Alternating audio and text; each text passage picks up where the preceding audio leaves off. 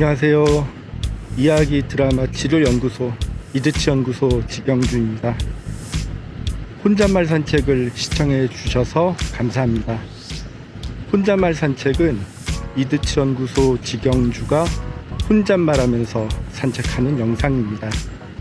이 영상을 촬영하는 지금은 2023년 6월 13일 12시 46분입니다.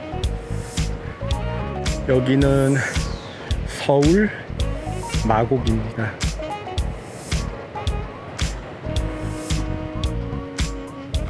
오늘도 열심히 걸어보겠습니다. 이드치연구소 유튜브 채널 커뮤니티 메뉴에 설문조사를 올리고 있습니다. 설문조사는 구독하신 분만 참여할 수 있고 익명을 보장합니다. 100관식 문항 중 하나를 선택할 수 있고 댓글로 의견을 남길 수 있습니다. 가급적 일주일에 한 번 정도 커뮤니티에 설문을 올릴 예정이니 여러분의 귀한 의견 부탁드립니다.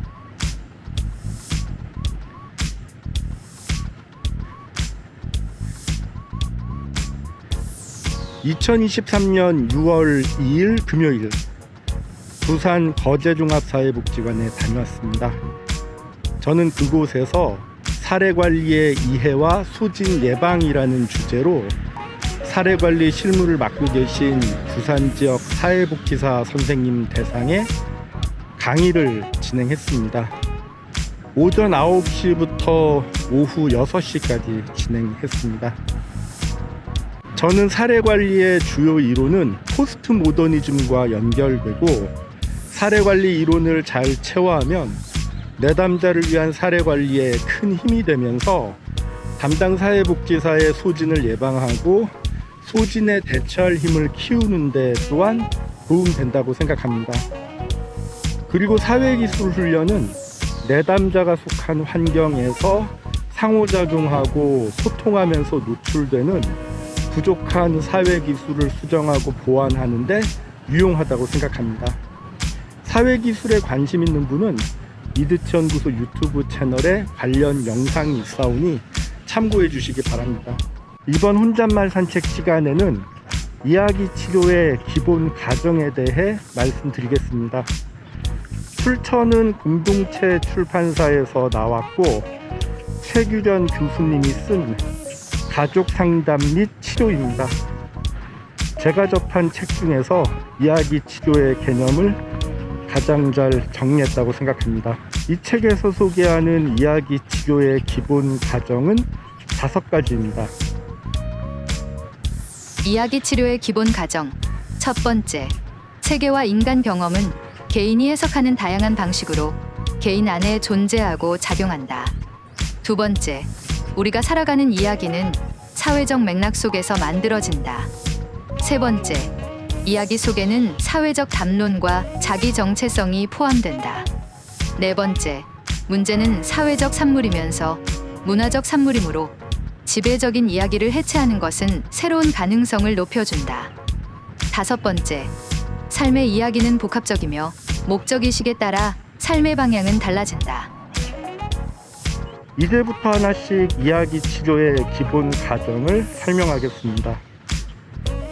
체계와 인간 경험은 개인이 해석하는 다양한 방식으로 개인 안에 존재하고 작용한다.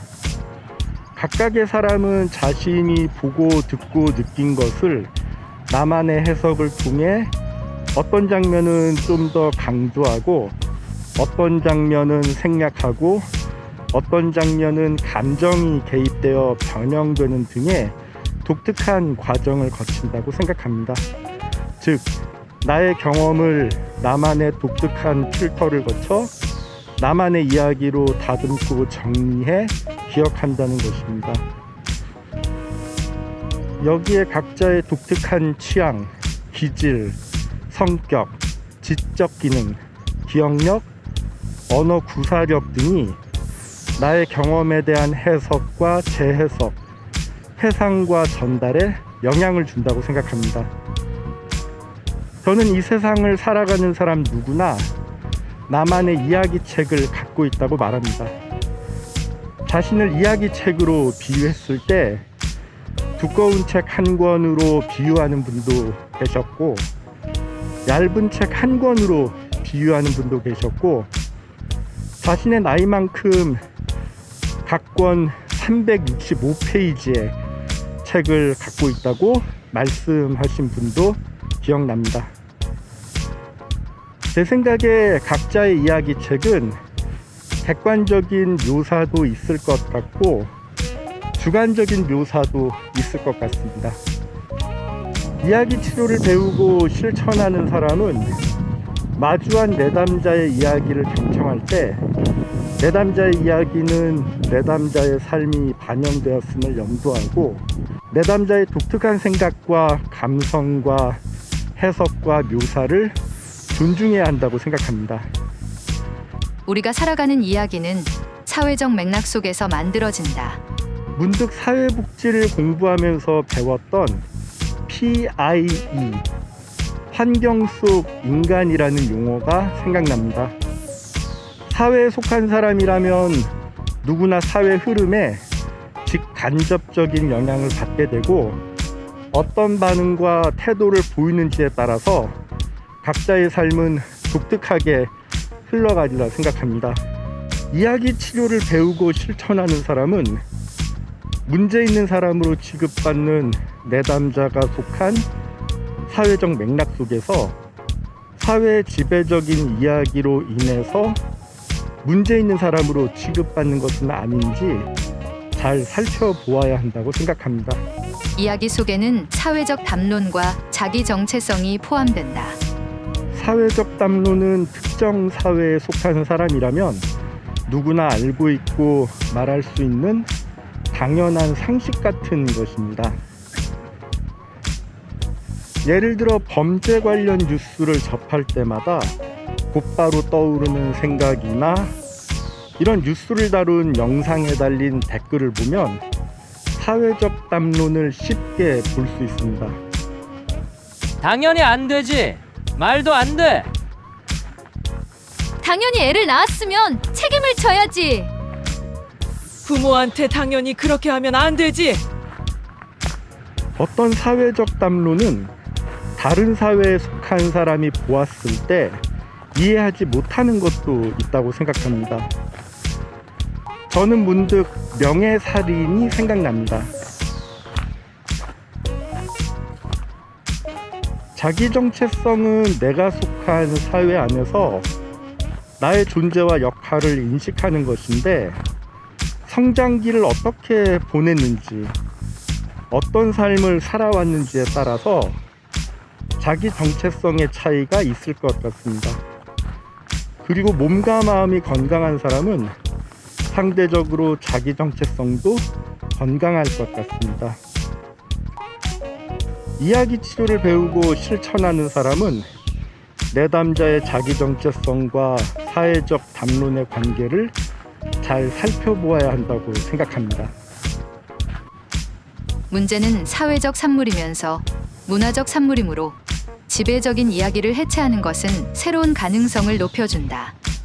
지배적인 이야기는 내담자가 살면서 보고 듣고 느낀 것이 모여 내담자의 삶에 많은 영향을 주는 이야기로서 내담자의 삶을 부정적으로 이끌면서 내담자가 불편함을 호소한다면 대체할 필요가 있는 이야기라고 생각합니다. 내담자가 지배적인 이야기에서 벗어나 대체할 수 있는 의미 있는 이야기를 찾을 수 있도록 돕는 과정에서 기존의 지배적인 이야기는 해체됩니다. 제 경험상 내담자의 문제를 파악하고 내담자와 문제를 서로 분리할 수 있고 내담자의 자기 정체성과 내담자가 속한 사회의 담론을 구분하고 내담자의 지배적인 이야기를 판단할 수 있다면 지배적인 이야기의 해체도 이야기 치료도 순조롭게 진행되리라 생각합니다. 삶의 이야기는 복합적이며 목적의식에 따라 삶의 방향은 달라진다. 사회 안에서 살아온 내담자의 경우 내담자의 삶이 담긴 이야기는 오랜 기간 사회 흐름 안에서 다양한 상호작용이 반영되어 형성되었기 때문에 복합적일 수밖에 없다고 생각합니다. 그리고 내담자의 목적의식은 내담자의 자기정체성을 반영한다고 생각합니다. 내담자의 목적의식이 긍정적이고 생산적이라면 사회 흐름에 맞춰 함께 흘러갈 확률이 높지만, 부정적이고 비생산적이라면 사회 흐름에 부합되는 문제 있는 사람으로 지목될 수 있다고 생각합니다. 이야기 치료를 하는 사람은 내담자가 목적의식을 잘 표현할 수 있게 돕고, 목적의식을 어떻게 현실에 반영하면서 살아왔는지 살피면서 내담자를 이끌었던 지배적인 이야기를 새롭고 의미 있는 대안적인 이야기로 바꿀 수 있다고 생각합니다. 이러한 시도는 문제가 있다고 취급된 내담자의 삶을 내담자의 의지를 적극 반영한 의미 있고 긍정적인 방향으로 바꾸는데 도움될 수 있다고 생각합니다. 이야기 치료를 배우고 실천하는 사람은 내담자뿐 아니라 내담자가 속한 사회도 함께 보아야 하고, 어떨 때는 내담자를 향한 사회인식의 변화, 부분적인 사회 변화가 필요함을 인식하고 이를 촉구할 수 있어야 한다고 생각합니다. 제가 유튜브를 하는 이유 중 하나는 유튜브가 특정인을 향한 특정 지식에 대한 사회인식의 변화와 부분적인 사회 변화를 촉구할 수 있는 의미 있는 공간이 될 수 있다고 생각하기 때문입니다. 저는 기회되는 대로 이야기 치료를 배우고 실천하는 사람으로서 유튜브를 통해 사회인식의 변화와 부분적인 사회 변화를 촉구하겠습니다. 여러분의 관심과 지지와 응원 부탁드립니다.